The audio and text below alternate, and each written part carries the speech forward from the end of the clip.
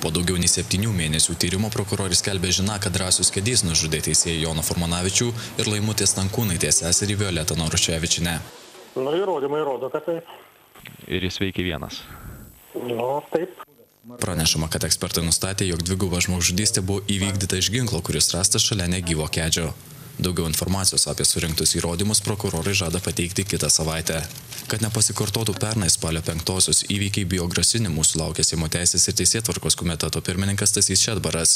Jis antradienio vakarą dalyvavo specialioje televizijos laidoje apie įvykius Kauno rajone ir sakė nuomonę, kad prie Kedžių ir Venskų namų susirinkę žmonės, kurie neleido mergaitės perduoti motinai, nepaiso įstatymų ir demonstruoja nepagarbą valstybės institucijoms.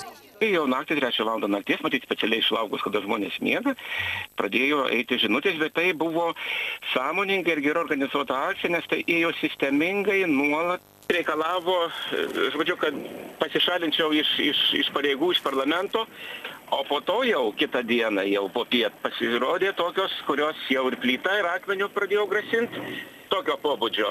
Na ir skambučiai, tai tokio pačiu žemiausiu lūkesčių žargonu. Šedbaras sako, kad grasinimai nesiliauja ir dabar, tačiau jie jau retesni.